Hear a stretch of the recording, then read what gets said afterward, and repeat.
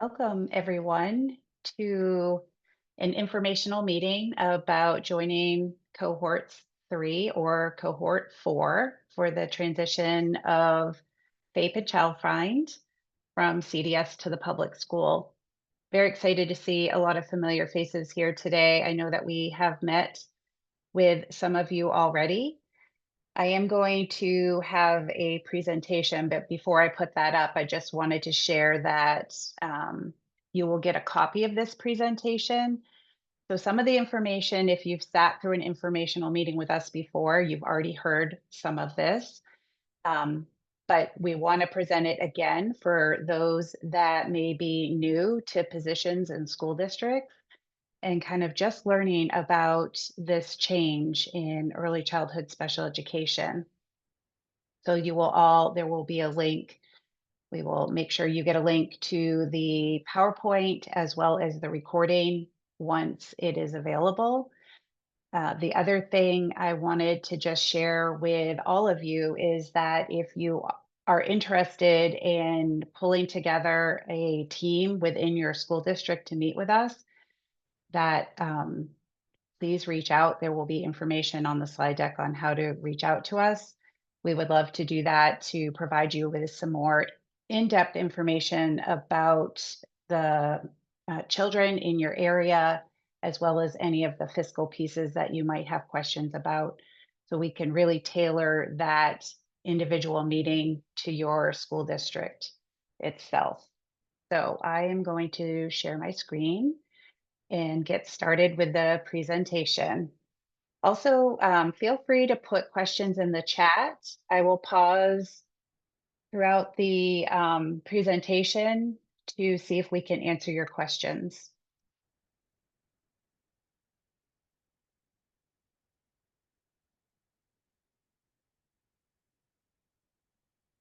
Okay, so can everybody see that? Okay, thank you. So once again, welcome to our presentation today. We wanted to make sure that we were reaching out to school districts that have not already joined either cohort 1 or cohort 2 to ensure that you are getting information about the change in early childhood special education, and that you as a school district are preparing as you look forward to either joining cohort 3 or cohort 4. I'm just going to go over some of these slides in general. Once again, this law was changed last year, and really the reasons behind this change were about the responsibility of free, appropriate public education and child find for children ages 3 to 5. And as we know, CDS is a system that's been in the state for many years, over 40. Lou probably can tell us exactly how many years. Um, but really has kind of come into some issues in their ability to provide child find and FAPE in a timely manner to students in this age group. And part of that is because CDS does not operate or oversee general education preschool programming. Because of that, the system has kind of developed into a very heavily administrative and overhead costs, which drives up the cost to services, to providing services to children. It also has kind of created a system where we have early childhood special education programs for children with IEPs that are tailored to that group versus providing a general education setting for students to receive their services in an inclusive or least restrictive environment. And then as well, we last year, right around this time, had our federal monitoring visit from OSEP, which is the Office of Special Education and Programming at the federal level. And just like all of you are monitored through the Office of Special Services and Inclusive Education through Colette and her team, we were monitored at a federal level. And the OSEP team was well aware of the issues that were happening within child development services. And so, in preparation for the findings of that monitoring, we wanted to make sure that we were doing our due diligence to ensure that children in this age group were receiving their services. So slide just shows a general evolution of how this law came about. It started out as LD 345. It was then changed to LD 2214, which became Public Law 2023, specifically Chapter 643, Part W. And if any of you need a copy of that, we can provide that to you as well. So you have the exact language of the law. The next few slides, I'm going to talk a little bit about pieces of that law, but I wanted to start it out with, in general, talking about what early childhood special education is. So under the Individuals with Disability Education Act, it is specifically called Section 619, and you might often hear Section 619 and early childhood special education kind of interchangeably labeled as the same thing. We're really trying to change that to reflect that it is early childhood special education and that Section 619 is the funding and the law piece to that. So it doesn't really describe what we are doing when we are supporting students in the 3 to 5 age group. So this is special education that is provided to preschool age children, and it is designed to help children with disabilities participate in their general education classroom. They're typically developing with their peers, and this could happen in a variety of settings, and we'll talk about that a little bit later. But that includes pre-K programs, so your public pre-K programs. It could be the home, it could be community settings like Head Start and preschool. And we also know that CDS has had that birth to 5 lens for it. So there is still an intersection between early intervention and which is birth to 3, and transitioning students from that early intervention for me into the early childhood special education. So once again, I'm just going to briefly go over the different parts of the law so you're familiar with them. If you would like a copy of that, please let us know. But really, the big part of the law is that it shifts the responsibility for child fine and FAPE, or free appropriate public education, for 3, 4, and 5-year-olds from CDS to the school administrative units. We have 4 years to do that. And so it just kind of came about. We've labeled them Cohort 1, which happened last year. We have Cohort 2, which is starting this year on the first day of school. And then we have Cohorts 3 and Cohorts 4. So all school districts are anticipated to be transitioned over by July 1st, 2028. Other provisions in the law are that school districts can provide those services directly, or they may contract with public or private providers.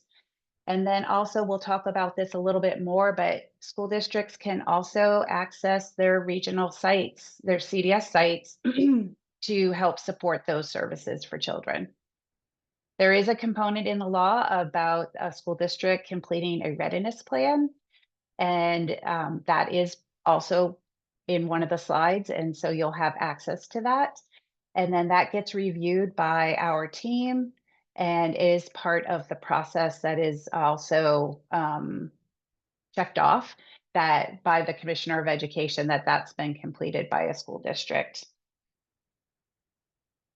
So many of the questions that we typically get from school districts interested in joining a cohort is about the fiscal part. So I'm going to go over these pieces, and you may have more in-depth questions, and we welcome any of those if you want to put them in the chat. I'll pause after this slide because we do have our fiscal folks here on the meeting today that can also help answer them. But really, I want to go over the big pieces. 100% of the funding for this age group providing those services is covered by the state. And so that is different from your K to 12th grade special education funding. Part of this law also had us develop a funding formula, which we have done. It also has required us to create and figure out a funding formula for high cost in district and high cost out of district students. And we also had a part of this law that provided some additional funding um, to help support school districts that are assuming the responsibility. We also had a revolving renovation fund. That is in here because it is part of the law, but that has already been completed and taken care of. The school districts that were awarded that have already in that process. And then there was funding for continuing the pathway certification, so supporting teachers who needed to obtain their 282B certification because it is a different certification to teach students in this for early childhood special education. I'm going to pause there. Are there any questions in the chat or anyone want to unmute and ask a question specific to the fiscal part? Sandy, I can monitor the chat for you, and Thank there you. are no questions as of now. Right. Thank you. Oh, there is a question. Sorry, just Okay. popped in. Is the revolving renovation fund gone? Yes. Yes, it So is. yes, it had there was a process that schools had to apply. It was one of the, I guess I want to say, benefits of being in cohort 1 or cohort 2. They could apply for that. It went through the traditional process that a revolving renovation fund. We worked with the team at DOE that does that. So that has been already awarded and schools are in the process of using that money. Any other questions, Aaron? Another question No. there, Aaron? Is there another question? Yes. Yes. Okay. Thank you, Paula. Thanks for keeping me honest here. Sorry. The continuing pathways funding is also gone. Yes, that was we had applied for that grant fund through a special federal grant, and we have the Pathways grant was for CDS staff to obtain 282Bs. So the I'm going to go back to Barb because I haven't discussed. We have been in a separate account paying for some of the course reimbursement beyond what you have been like. So, for instance, if your SAU provides one course reimbursement for a year and the person who's trying to become a 282B has taken 3 courses, we do have some funding to supplement your budgetary support for moving people on. And you may also know, I'm not going to discuss this here, but we're moving to kind of change the 282 to expand down to preschool. So that's occurring, although that's still in legislative process. So that should bring some relief as well to those of you who have 282s. So yes, if you have teachers who are, if you are in cohort and you have teachers who are exploring getting an advanced certification, we can talk to you about providing that support. But the Pathways program was specific to CDS, and that is complete. And Sandy, just to touch on your earlier question, there's been a version of CDS involved in the state of Maine since 1981. We used to be the preschool handicap projects. In 1987, the federal law, 619, took effect. So in 1987, throughout the country, almost all of the states had this mandate way back when, delegated to the public schools. Maine was one of the few, and now the only state to have services, the 3 to 5, handled through someone other than an SAU. So just for some perspective, 1987, the 619 went into effect, and in all that time throughout the country, school districts were handling it. So we will be the last to join that the cohort of 50 states doing it this way. Yes, we're the only state that had a standalone special education system that did not run programming. Paula, Thank you, there's a Ruth. question for you in the chat. So the EPS formula will not be applied to 3 and 4 year funding.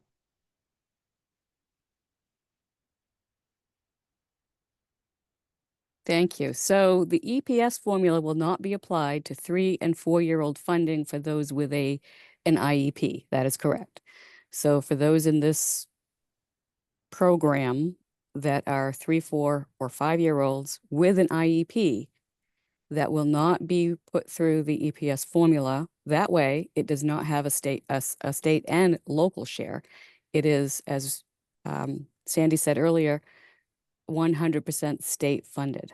So it's very important that the expenditures and revenues related to this are kept separate from those for 4-year-olds without an IEP.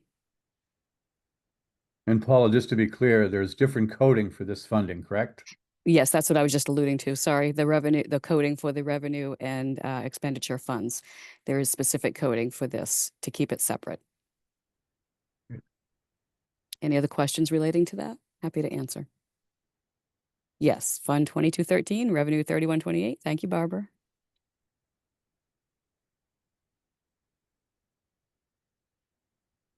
Are there any other questions in the chat before I move on?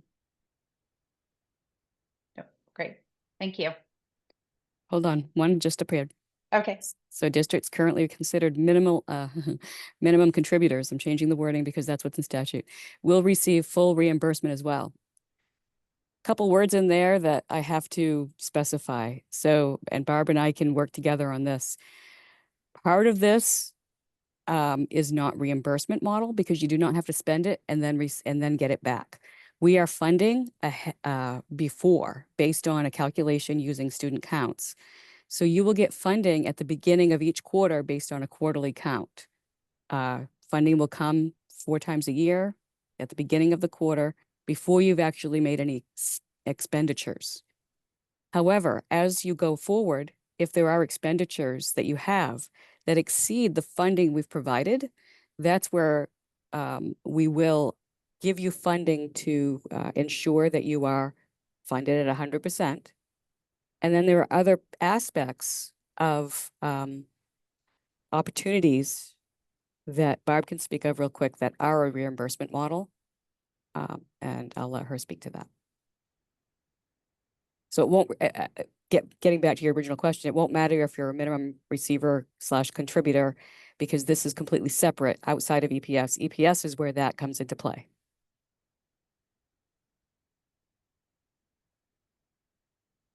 So picking up on where Paula left off, Paula's team will be doing those early childhood special education allocations that you'll receive before each quarter.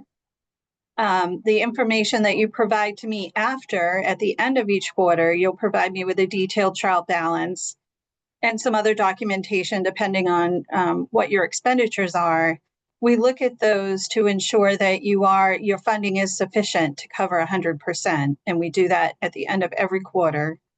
And if adjustments are needed, we'll go ahead and make the adjustments. There are, in particular, at the startup part of this process, there's a lot of costs that are not ongoing costs, they're one-time costs. So we're trying to edge those out and pay them out of another fund. That's what Paula was referring to with the additional money.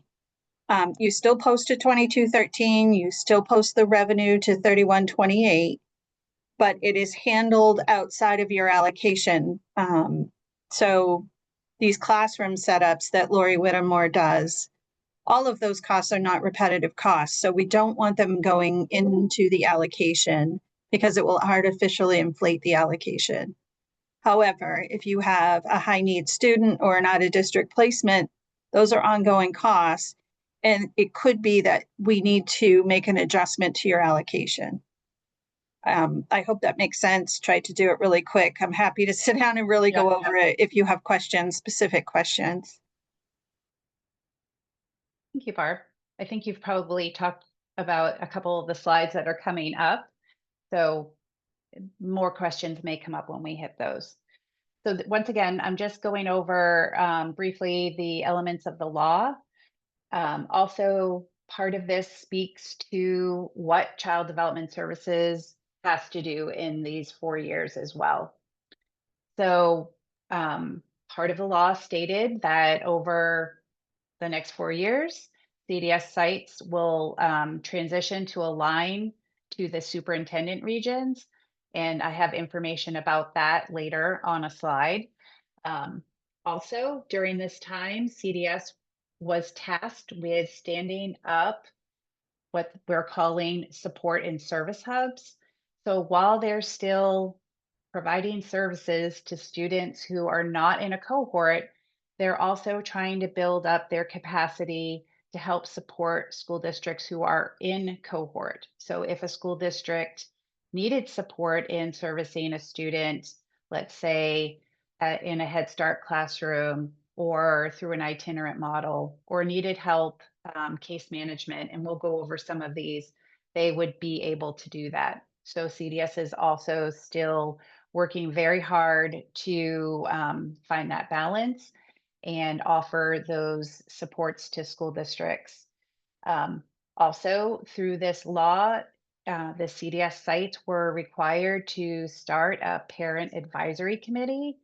And so we're calling them our PAC group.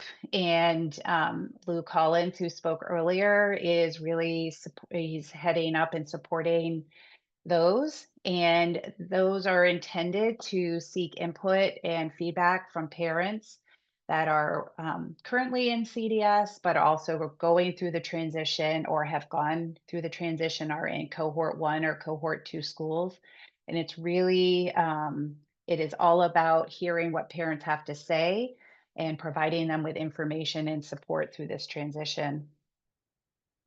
And then another part that I'm sure you all want to hear is that if there is any due process or compensatory services that are due to children and those children transition into a cohort, CDS is still responsible for paying for any of those costs at 100% for anything that happened during that child's time in CDS. Sandy, while we're still on the fiscal part, there's a question from Del Peavy about, and maybe Paula can help with this, how Maine Care fits into all of this scheme.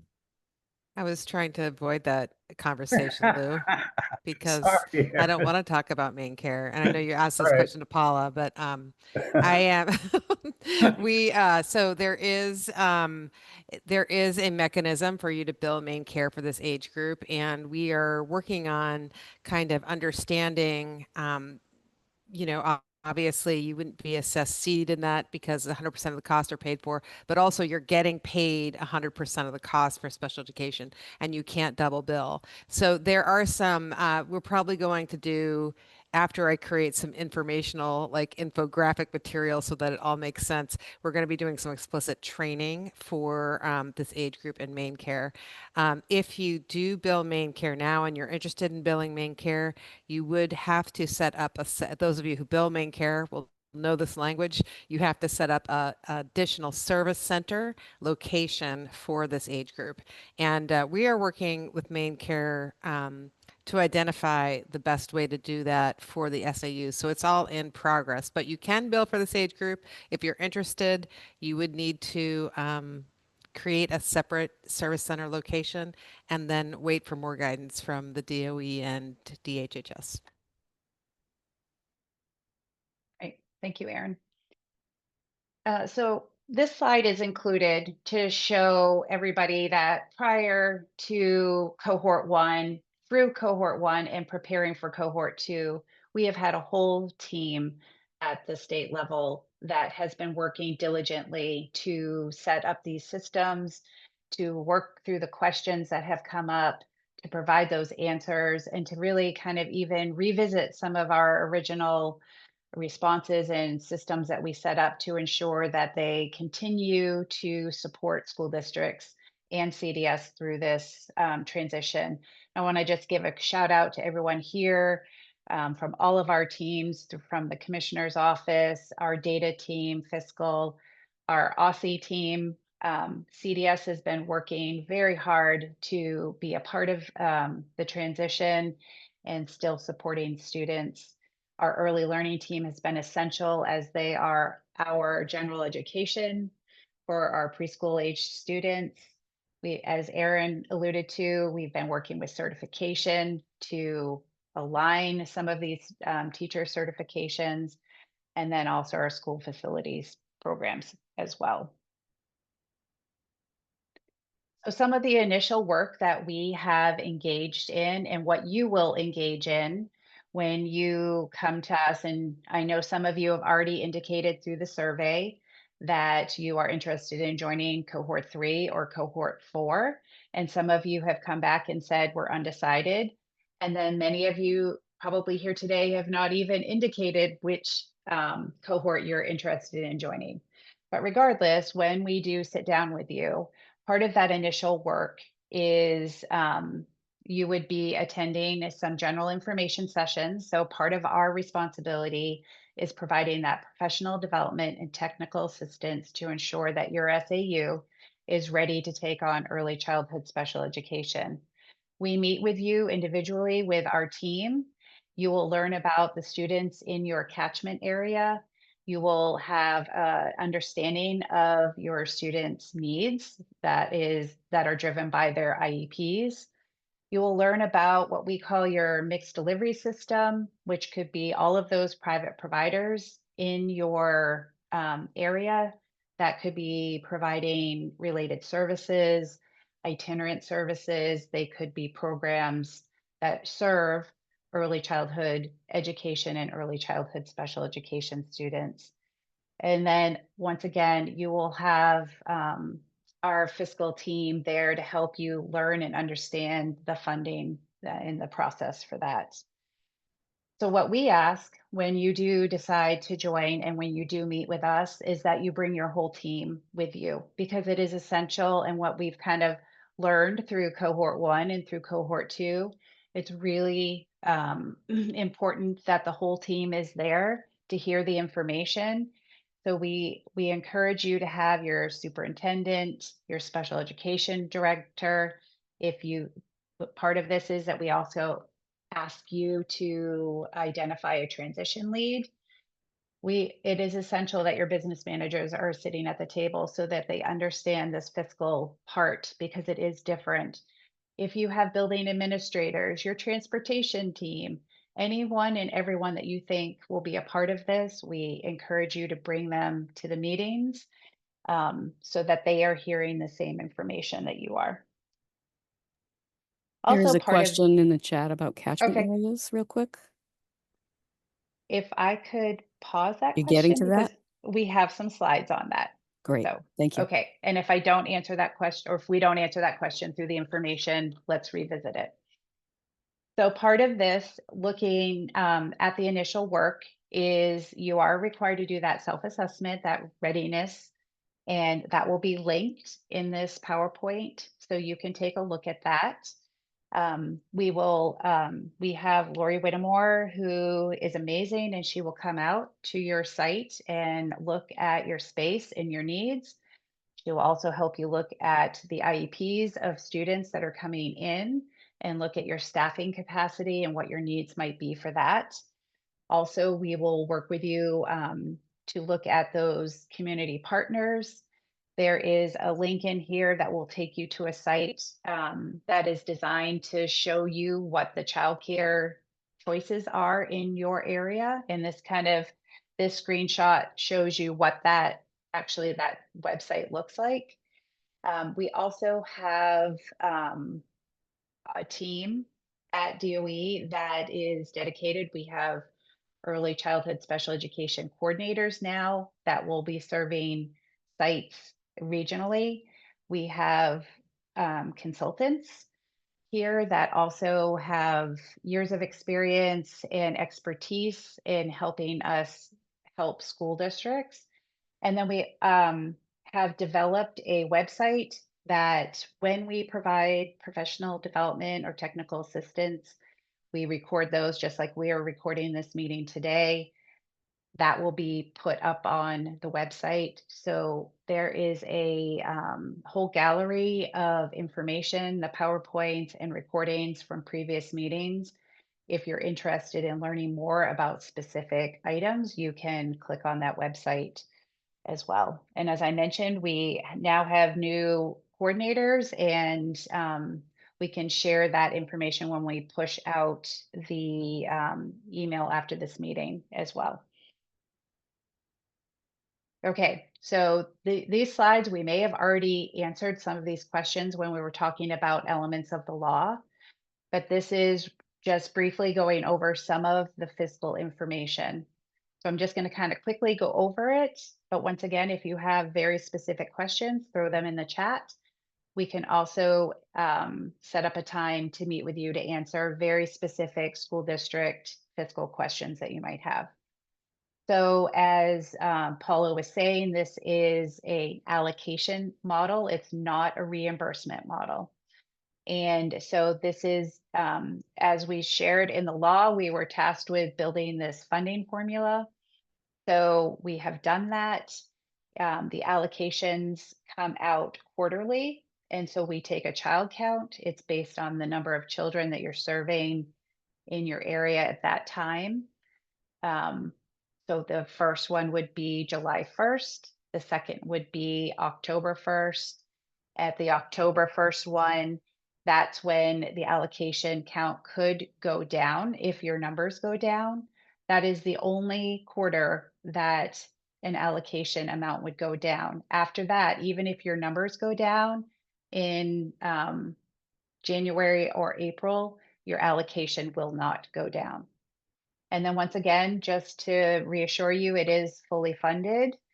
And if if your expenditures are going over your allocation, as Barb said, that is part of that truing up of the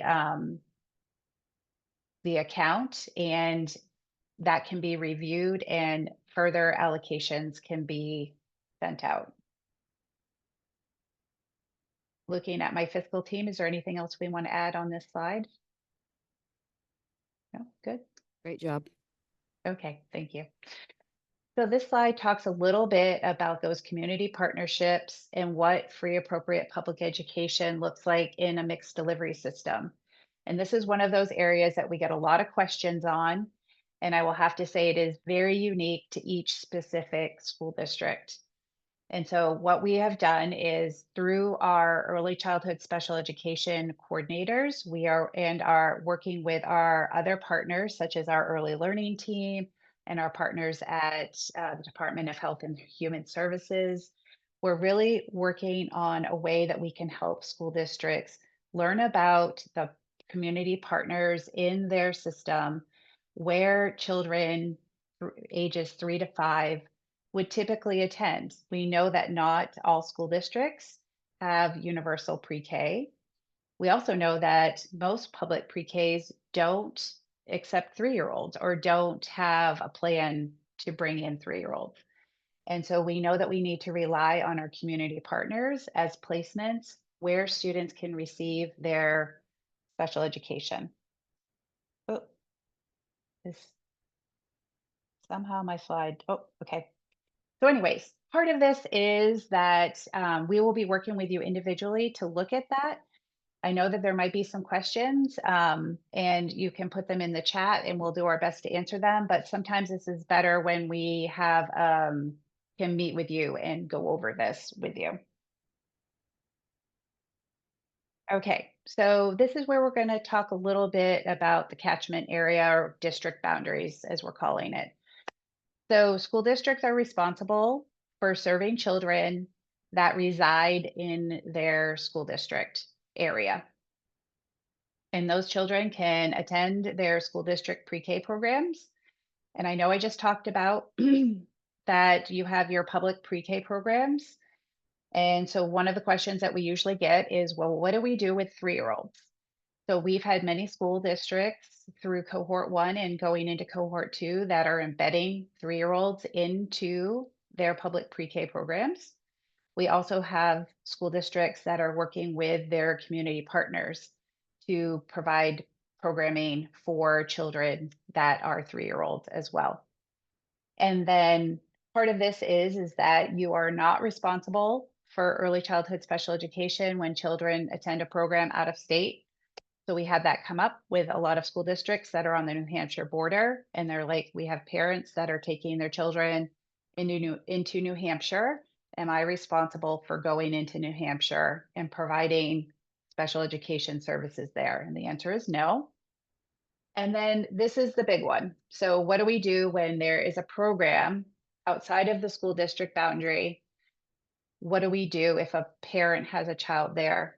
And so this is where it gets a little, our answers kind of become individualized based on each student's need. But it really comes back to is, do you as a school district have programming available in your either your physical building or within your community that you can offer to that child or that family as the placement where early childhood special education can occur? And if the answer is yes, then that could be your offer of where that could be provided. It gets a little tricky when school districts may not have the availability to provide that programming. And so this is where it becomes very individualized and unique to each school district. And once again, we welcome to meet with you to walk through these different scenarios that may come up. I will say that this is one of the areas that we provide technical assistance on frequently. I think we had some emails this week already about situations for children in cohort 2 that school districts really just wanted to know what they could do to either provide the service or work with the family to ensure that that child receives their IEP services. So part of one of the things that we've done is really recommended that if a child is attending a program outside of your catchment area, that that can be facilitated through a superintendent's agreement. And that's like if you're going from a cohort school to a cohort school, that is a really easy fix to this question because we want to make sure that the funding transfers with the child as well. The other thing is that we have CDS available that maybe that child, if they're attending a non-cohort, an area where it's that program is not in an area where, or that school district is not in cohort, it could be that CDS would continue to serve that child in that child's programming. There could be other options such as telehealth. You could have that child come to your school district to receive their services. So there's many different solutions to some of these catchment area questions. I think the one thing that we want to have happen is we want to ensure that children are getting their services. And we know that there will be some times when it is there is a parental decision in this that that parent is deciding to do this. And as long as you're offering those services, it would be just like any other IEP situation where you are offering those IEP services and the parent is choosing not to access them. Sandy, I wanted to also point out that, at this Whoops. point, there is not an there is potentially not an obligation for you to serve children outside of your catchment area.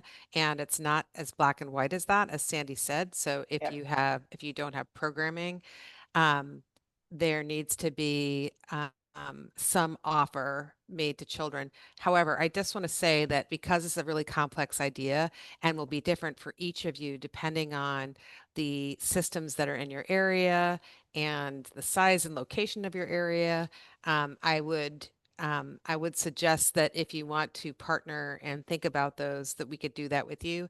Also, there is a general document that really kind of outlines some steps, these steps that Sandy's communicating to you right now in writing, which I think makes it a little bit easier to process. So we'll make sure you have that document. It's basically the question is, do you have to serve children outside your catchment area? And although that the answer to that is no, there are some parameters around that where you might have to adjust what you're doing to make sure that children have the services that they need. So I will say that that document kind of helps us navigate that in a more clear way than kind of providing all of the scenarios, because each of you will have a different plan in that regard. Thank you, There Erin. are a few questions in the chat if you want to I- pause a minute. Yeah, I Oh, thought you I'd looked. stop. The first one was about ESSA and Title II funds. I could read it unless you want to look at it yourself. Yeah, I was looking at that. So Erica, that's a great question. We are going to get back to you on that. Remember, though, that if you are serving preschool children in your public school, they are enrolled in your school, and so, you know, I don't think we have an ESSA expert here on the team today, but we can get you that information. But again, I think because of the fact that you've not been responsible for these kids up until now, it's not kind of intuitive to think, no, these kids are just part of your school district now. So that is a little bit different of a shift, but I'm going to get back to you in some information on that more specifically. And then the STAR program, if you want to take that question. So we are asking our partner sites to be at least 3 stars. However, some of them are working toward that, right? And so there Yes. might be a program that you have currently that has 2 stars that's working on getting a 3 star. So I don't know if you wanted to talk about that. Yeah, Erin, you explained it perfectly. So we have set a threshold of if you are serving children with an IEP in a community partner, they are all licensed through childcare licensing and part of the Maine Roads to Quality, the Quality Improvement Rating Scale. And the way that Maine does that, it's a star rating. And so we have set that at 3 stars to ensure that children with IEPs are being served in quality programs. And what we have done is for 2-star programs that want to serve children, they have basically 2 years to work towards getting a 3-star. And so they just have to apply for a waiver for that and then work with a team to ensure that they are moving towards that 3-star rating. I know we still have quite a few more slides to go through, so I'm just going to skim over some of them. This slide talks about and just shares more information about our community partners and childcare, really being those early care and education placements that where children are, and supporting the partnership with those programs. Those are where children will be. That's where your child finds you will be receiving referrals from these placements. So it's really important that you are getting to know these partners in your area. So I'm going to just keep moving on because we have a lot of slides to get through, and I'm looking at the time and we have 15 more minutes. So, another, I know we mentioned this before, CDS sites just this week on Monday transition to their new alignment with the superintendent regions. So we have a link on the next slide here. So this is an interactive map. When you get this PowerPoint, you will be able to click on that. It shows all the school districts in those new regional sites. A lot of the CDS sites did not change. There were some locations in Maine where it did change. And I also wanted to share the priority notice that went out about the restructuring of the CDS regional sites. But really, this realignment was in favor of CDS in regards to being able to realign and restructure staffing as well to support students that are not in cohort, but also the school districts that are in cohort as well. And then talking a little bit more about the CDS support service and support hubs. Once again, the CDS sites are continuing to provide services to children in their regions that are not in cohort. If a cohort school wants to work with CDS, that is done through an MOU process, and that really spells out the service and support that they would be receiving from CDS. We do have a rate sheet, and so the school district would be paying for those services, but then remember, you're attributing those costs to your allocation, so you're not paying additional funds for those. This slide just shows the school districts that were in cohort 1. We had 17, and this year we have cohort 2. So you can see the number that has grown. You'll also see on this graphic that we have some school districts that have a little circle with a 4 in it. And I want to explain that, which I will do in one of the next slides.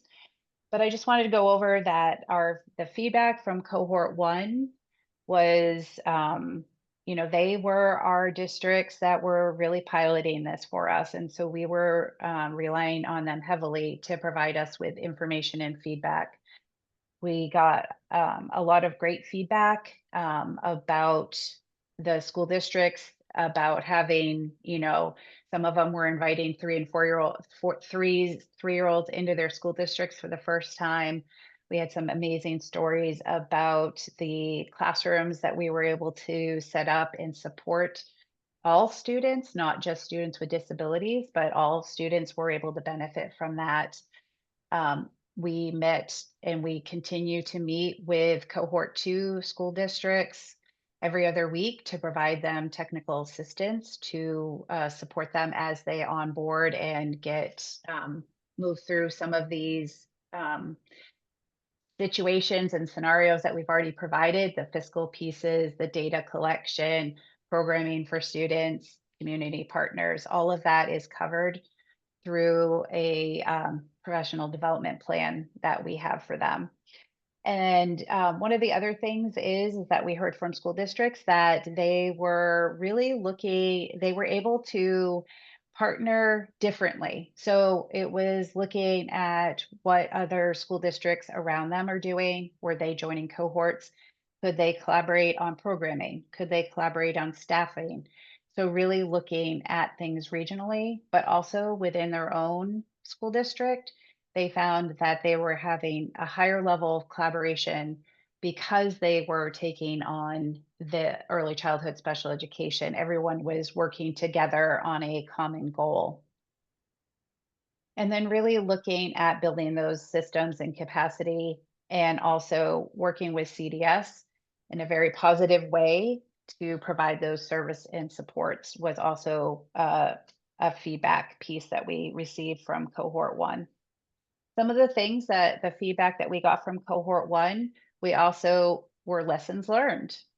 And we really took their feedback seriously, and we have applied it to the school districts coming into cohort 2.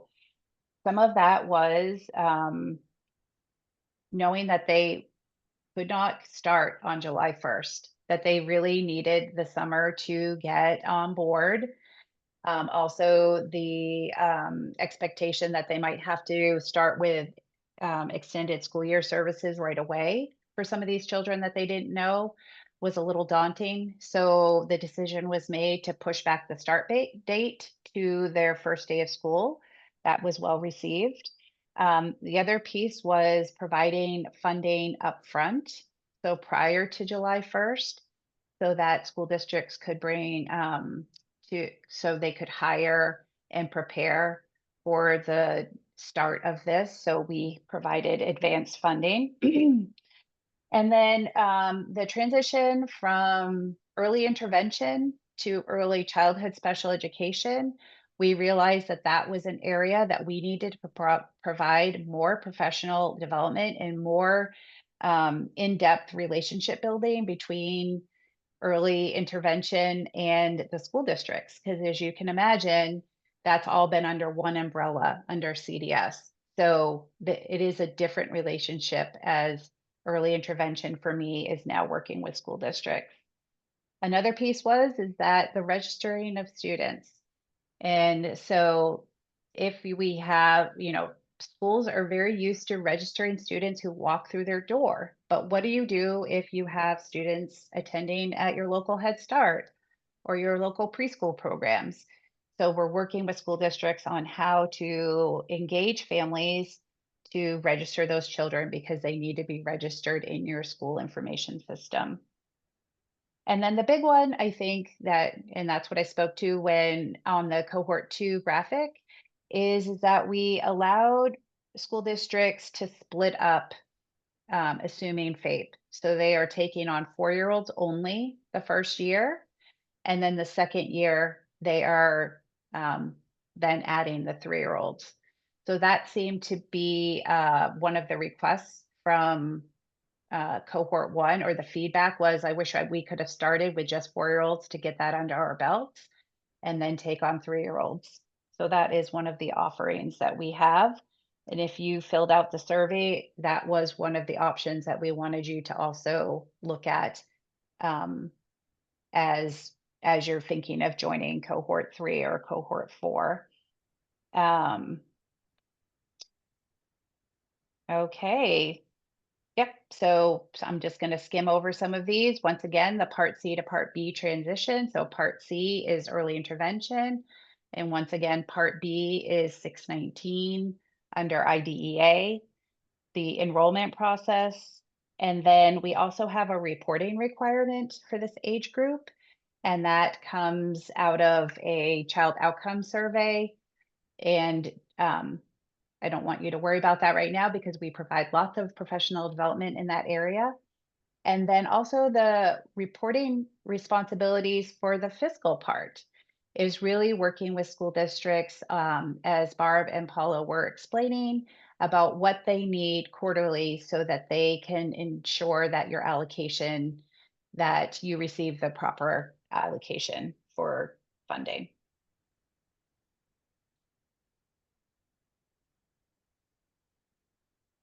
Okay, whoops. So we are done. And I know that there's probably questions in the chat, but what's next? What's next is really finding out from you where you are at in regards to joining cohort 3 or 4, and then helping prepare you for taking on that responsibility. So I'm going to stop the slide deck. Sandy, I wanted to just go back and remind, you had mentioned that the option to taking on just 4-year-olds first year and 3-year-olds second year is available. But if a district waits until the very last year, that option is no longer available. So it's quite an incentive, I think, to join in cohort 3. Correct. So that is only available for cohort 3 now, because we have cohort 2 already on board. They're getting ready. So yes, if you wait till year 4, cohort 4, you will be responsible for taking on both 3 and 4-year-olds. Which many, as you saw in our cohort 2 slide, many of our school districts did that. That was not a barrier to them. They were like, yep, we're going to do it all. Oh, you're muted, Lou. You have 2 more questions in the chat. When will districts get access to the 2-year-olds? And then the second question is, will there be training on the transition from Part C to B? And I think you can answer that. Yes. So I'm gonna answer the second one first, actually. Absolutely. There's plenty of training that we provide about the C to B transition. That was definitely one of the areas that we learned we needed to really work on, not only with our cohorts, but internally at CDS. So yes, we have training on that. And then the first question was about, I'm going to ask a clarifying question. Is that when do you learn about the number of 2-year-olds that are in early intervention? And I don't know who asked the question. Maybe they can. Kevin Jordan. Kevin, if you want to come off mic. Okay. Yeah. He said Aaron, yes. do you want to answer that? Sure. When you get trained up in a C to B transition, so it's interesting because, and we don't have that many minutes to explain this, I'm going to try to make it very brief. As the children are turning 3, the child find obligation is with Part B, but from 2.3, 2 years, 3 months to 2 years, 9 months, there are activities that occur in preparation for that transition. So at 2.3, 2 years, 3 months, you would get notified that there's a child in Part C in your catchment area that will be and that is with parent permission. You don't automatically get information on Part C children unless their parent elects to pursue special education Part B services. So if they are in the system in Part C, they are 2.3, and the parent provides a release of information to provide you with that information, then they will be on track to, you will start understanding that those infants or toddlers are in your system, that they're coming up to participate in school at some point, and you would then be in the process of understanding how and whether those children are eligible. Remember, in Part C, everyone is under developmental delay. And so when they transition at the 3rd birthday, they must fall under a criteria of one of the 13 disabilities that are within our system. So complicated, but you'll get a lot of more training on that because it is very new for our school-aged folks.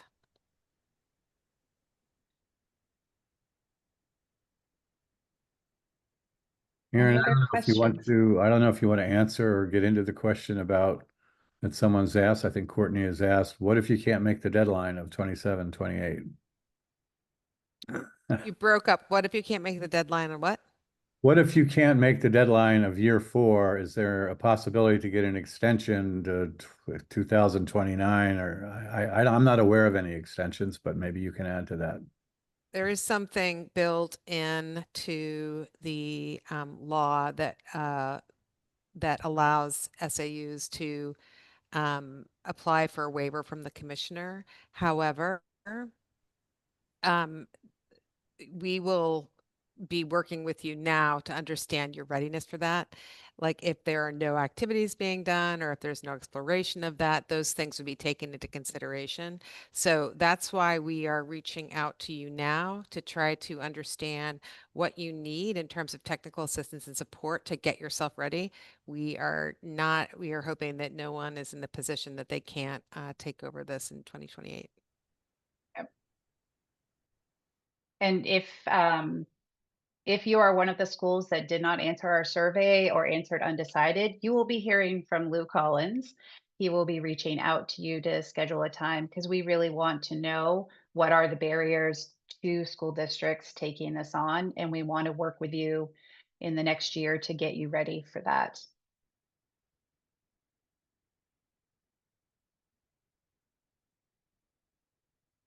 I know this was a lot of information.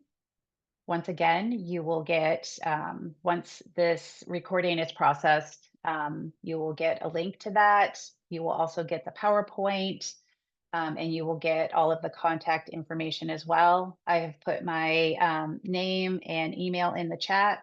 Please feel free to reach out and request or send us questions or request a time to meet. We appreciate everybody's time today. Spend an hour with us to learn more about this. I hope you all have a good day and you stay cool. I think it's cooler outside today. So thank you.